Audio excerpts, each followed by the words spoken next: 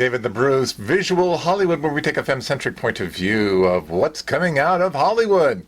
Today's show, we're just going to dedicate it to an amazing film, actually not done in 2017, but done in 2016, in December to be exact, was when it was released. And man, it got all kinds of awards. As a matter of fact, it was the darling of the Academy Awards in 2017. I am referring, of course, to La La Land. And for a film this significant, we should take a whole program to talk about it. And boy, do we have a lineup for you today. But first, let me just tell you a little bit about it. This was, of course, a 2016 American romantic comedy, drama, film. It hits all those categories. But what a pleasure to see a musical. It was mostly a musical, and it was written and directed by Damien Chazelle. Now, on today's show, we have a whole interview with him. It stars Ryan Gosling and Emma Stone, and we have a whole interview with Emma Stone in this. Now, it's about a musician and an aspiring actress, and they meet and fall in love in good old L.A. The film's title refers to the city, Los Angeles. You know, La La Land. You get it? La La Land. Anyway, it's an idiom that is both fun and memorable. I mean, how can you hear the word La La Land and not remember the name of the movie, right? Okay, so we're also going to hear a musical. So we're also going to hear from the people that put the music together. Yes, and most especially Justin Hurwitz, who, what a musical talent he is. I mean, it's just amazing what he's done. So here's what happened. The critics praised the screenplay, of course, and the direction. I mean, this really scores high among critics, this film. And Justin Hurwitz, whom you will hear from, score and musical numbers just delighted the critics. It won every single category it was nominated for in the 76 Golden Globe Awards, with a record-breaking 7 wins. Wow! And received 11, count them, 11 nominations at the 70th British Academy of Film Awards, receiving 5. Outstanding. It received 14 nominations, count them, 14 nominations at the 89th Academy Awards, tying the record for the most nominations with Titanic in 1997 and All About Eve in 1950. This doesn't happen very often, does it? And it won the award for Best Actor, Best Actress, Emma Stone, who you're going to hear from here in just a little bit, Best Cinematography, Best Original Score, and you're going to hear from the music producers, Best Original Song, and Best Production Design, which you'll be able to see in not only the trailer, but we also have 2 clips from the film. And so, wow, we've got 3 great interviews. We've got 2 amazing clips. We've got the trailer, and we've even got a behind-the-scenes look at all of the cast. Sit back and enjoy. You're going to enjoy La La Land. Oh, and can I say, if you have not seen this movie, and you can still see it in the theaters, it'll be around just a little bit, please go see it in the theater. If nothing else, get the DVD the minute, or the high def, the minute it comes out. You will not be disappointed. I guarantee you a very good evening. Let's take a look. La La Land. 2 options. You either follow my rules or follow my rules. Capiche? Thank you. I can do it a different way. No, that's fine. Thank you very much.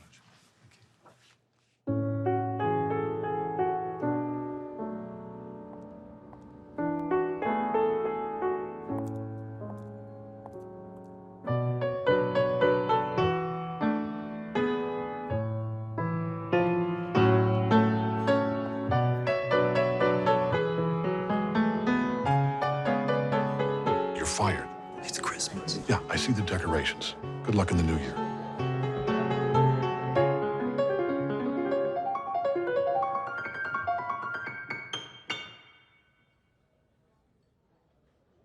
I just heard you play, and I wanted. It's pretty strange that we keep running into each other. Maybe it means something. I doubt it. Yeah, I don't think so. You could just write your own rules, you know, write something that's as interesting as you are. What are you gonna do? I have my own club. Is that gonna happen every time? I think so.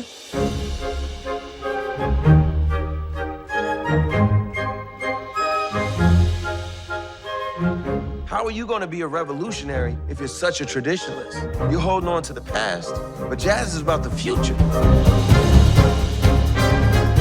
Maybe I'm not good enough. Yes, you are. Maybe I'm not. It's like a pipe dream. This is the dream. It's conflict, and it's compromise, and it's very, very exciting.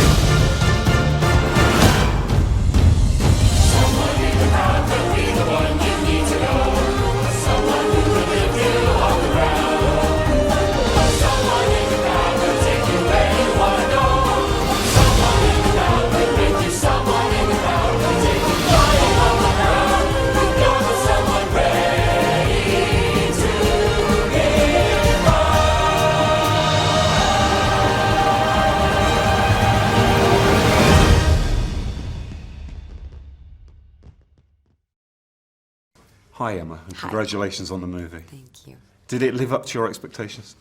I think it exceeded I them. think it- I think Damien has done something remarkable. He really knew exactly what he was doing. It's incredible to see. Can you remember when you first heard about it and maybe first read the script and what your reaction was then? I first met Damien. We had lunch and we talked about the movie, and then he gave me the script, and then I read through the script, and I thought it was so beautiful.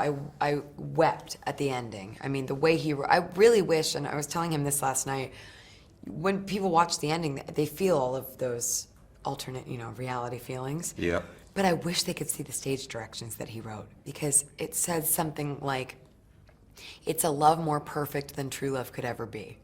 Like, the way he wrote the ending was so poetic, and you really understand when you watch it. It's like, of course, their idea of what it could have been is going to be so much more grand Completely. than what real love could ever be, because real love is messy and difficult and human.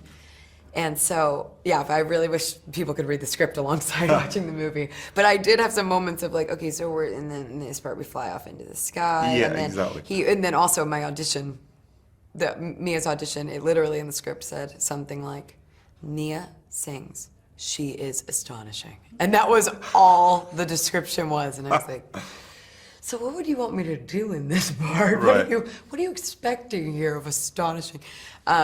And then he walked me through all the visuals and played the music for me, and we really talked about it for a long time. So it was a testament to Damien, and he really had his vision locked in. And how did you prepare, though? I mean, A lot of dance I would training. imagine, yeah. A lot of dance training, a lot of singing one-on-one with the coach and with our music supervisor, going over to his house. He has a studio in his house, pre-recording the songs, but most of the songs we sang live.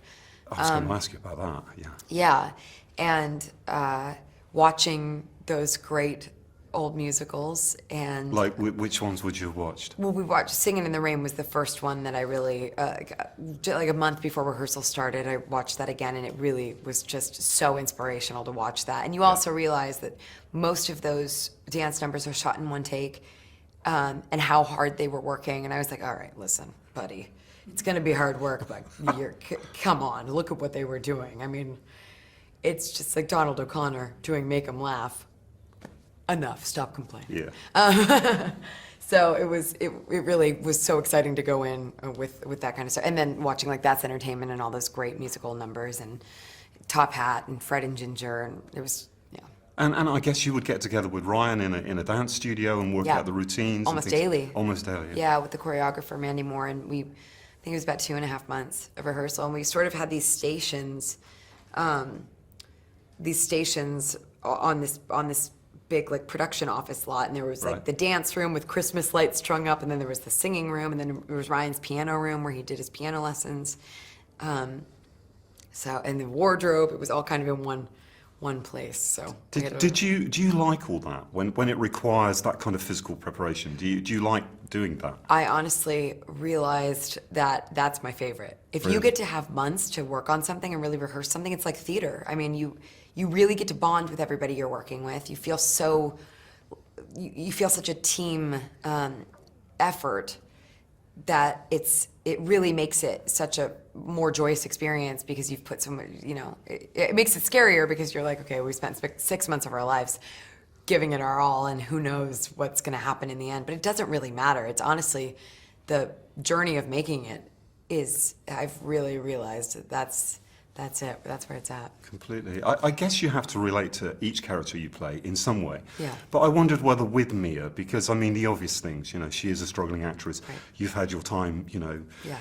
building your career. Did that make her a little more relatable for you? Definitely. I mean, I obviously could relate to moving to LA, auditioning, being rejected, and putting yourself out there and having it not work out, or, you know, it was, I could relate to her in a lot of ways. And I also admired her in the sense that, I mean, I've never written anything for myself and put on a play and put myself out there in that way. And I think it's so great that she's also a writer and that she's creating this for herself. Finally, working with Ryan again, it's a great chemistry you guys have got. And I guess that period of preparation would have sort of put you in the zone before you started filming. Yeah. Was that the case? And what kind of collaborator is he? He's a wonderful collaborator. I mean, that was one of the greatest things about making this movie was getting to work with Ryan again, because it's just, he makes it very easy. It's always fun. It's always light, and he's so smart. He has such great ideas for the characters and for the story that it really just makes the whole process better. I got a call back. What? Come on. For what? For a TV show.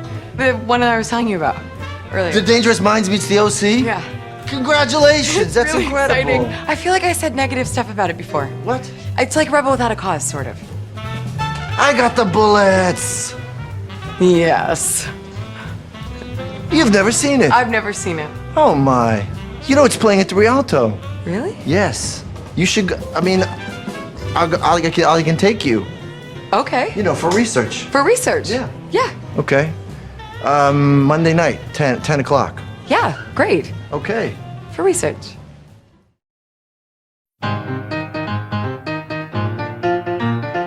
Every cast member was infected by this idea that you could reimagine these great old movies. And someday as I sing the song, a small town kid will come along. That'll be the thing to push him on and go.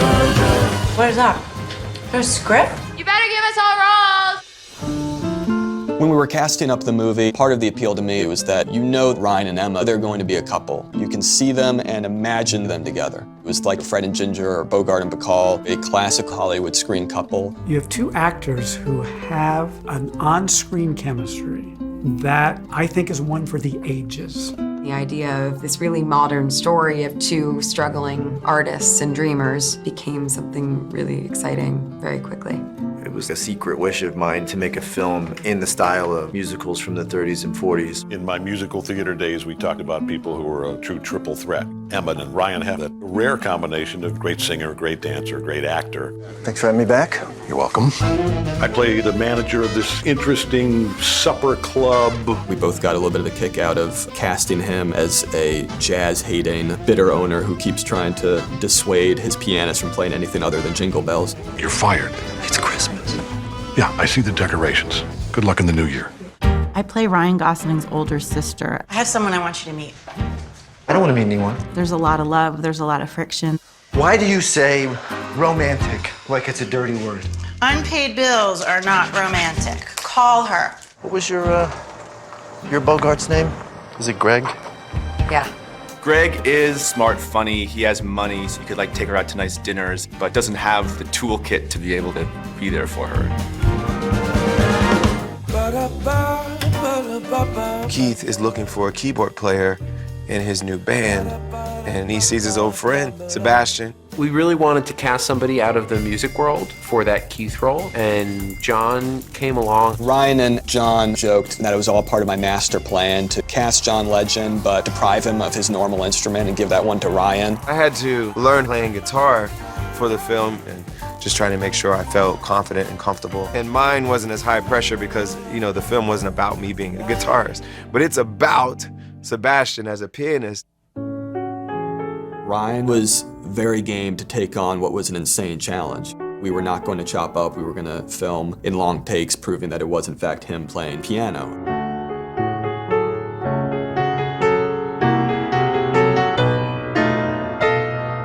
Piano is always something I wished I'd had the time to learn. What other job is it a part of your job to just sit in front of a piano for 3 months and play? It was really one of the most fulfilling pre-production periods I've ever had.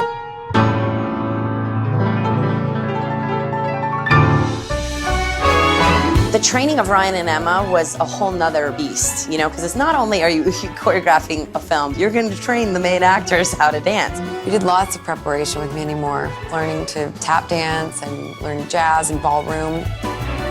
We had dance rehearsal every day for about 2 or 3 months before we started shooting. When we got a good take, everyone knew it worked and it just felt really magical. They seemed excited about the amount of work it would take to do this movie. That was astonishing and exciting to me.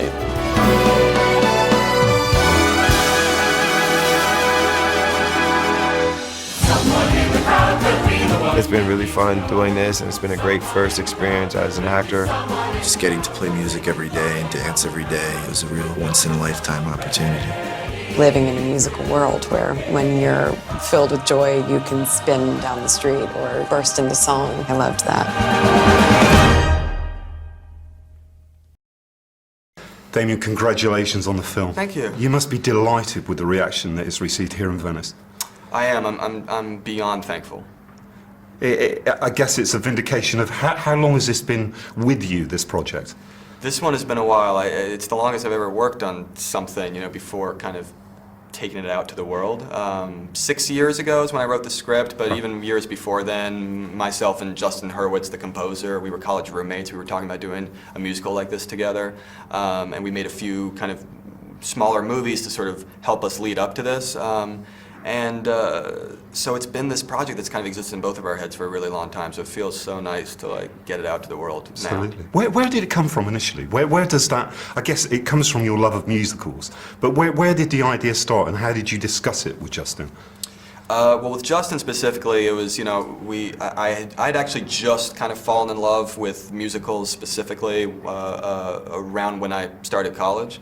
I'd wanted to make movies my whole life. I'd played music as a teenager, but musicals themselves, I was sort of a late comer to, and I think I made up for lost time once I really fell in love with Fred and Ginger and Gene Kelly, because now I can't get enough. Ever since then, I've never been able to get enough of them. So Justin and myself, we were just talking early on about, you know, wouldn't it be cool to do a musical like that, to do a big old-fashioned song and dance original musical, the two of us, but in a way that feels realistic, that feels weirdly grounded, that feels like it's kind of smashing the musical into real life. Yeah. So that was the germ of it. That's a really interesting premise, isn't it? Taking that old and giving it that contemporary spin, if you like. Mm-hmm. What was the key to getting that right, do you think? I mean, the film deals with so many things. It's a wonderful love story, but it's about dreams, and it's also about what you have to give up at times, isn't it? Yeah. To get those dreams. Yeah.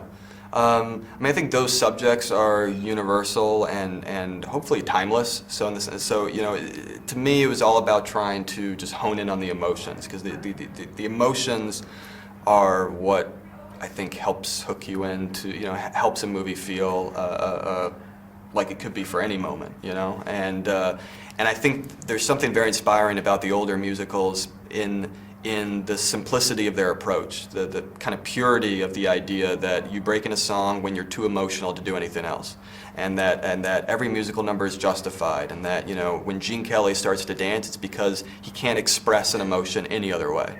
That to me is like, if I had to just explain to someone what a musical is, That's how I describe it. It's walking down and on a rainy street and you're so happy and you're so in love that you just have to start dancing in the rain. Like, that is it. And so it's really simple, and that's very timeless. It doesn't have to be an old-fashioned idea. So it was trying to kind of figure out what are the emotions and the grounded context within which you can have those emotions that allow those moments to happen. Damien, it's joyous to watch, but I would imagine filming scenes, including that incredible opening sequence on a gridlocked freeway, are rather more difficult than I can imagine. What's that like? What's actually wonderful about it, especially because it was very much part of the approach that we needed to do long takes and shoot head to toe and just, not hide the dancing and not hide the choreography, which obviously puts a lot of burden on the performers, but it also makes it kind of feel like a live experience when you're shooting it. So we would finish a take and, we would do like 40 takes and they wouldn't work, and then you get take 41 and it works, and we would all cheer because we're like, we got it, and so it's like you actually did feel the exhilaration on set of shooting it, and so the hope, I think, when you do that is that some part of that exhilaration will wind up on the screen. Yeah, it does. Can we talk about your leading lady and your leading man? We mentioned Fred and Ginger. I think you've got a contemporary Fred and Ginger here. How did you prepare them? How did you get them ready for this challenge? We were all very honest with each other early on that this was not going to be a walk in the park, that the only way that we could do this movie together was just if everyone rolled up their sleeves and fully committed.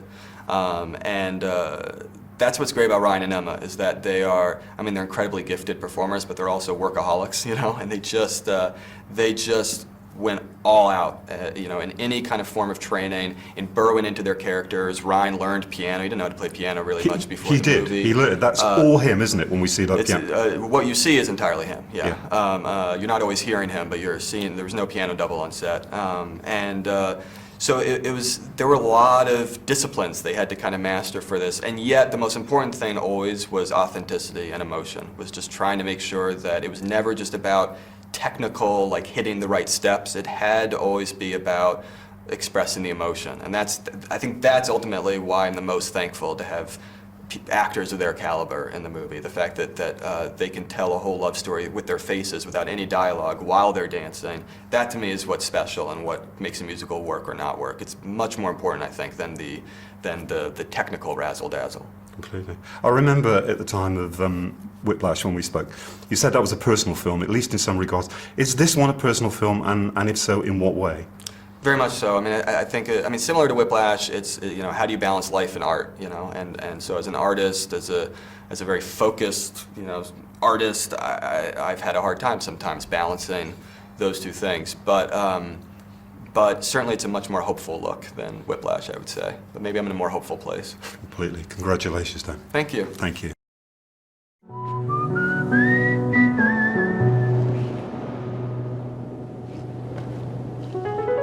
City of stars, are you shining just for me? City of stars, there's so much that I can't see. Who knows? Is this the start of something wonderful and new? Or one more dream that I cannot make true?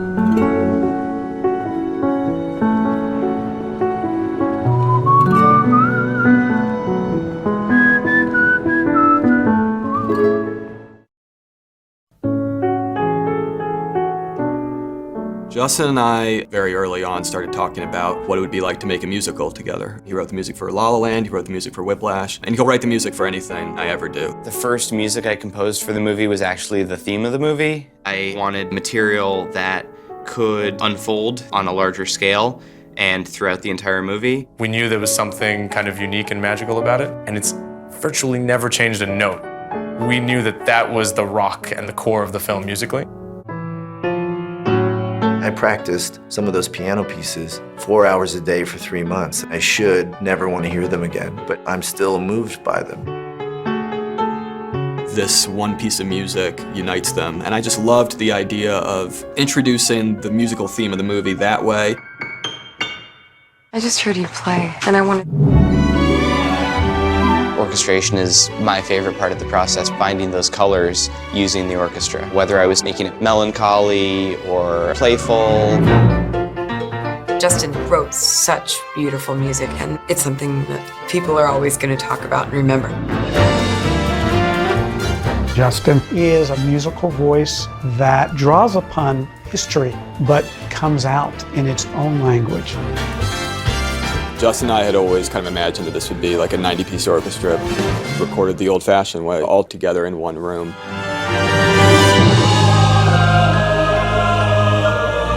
It's amazing to be here scoring La La Land on the same stage where they scored Singing in the Rain and all those great MGM musicals. It was a thing we bonded over when we were college roommates, and it was the pinnacle we were chasing as we were working on music together. We're so lucky to have his score because it's really special.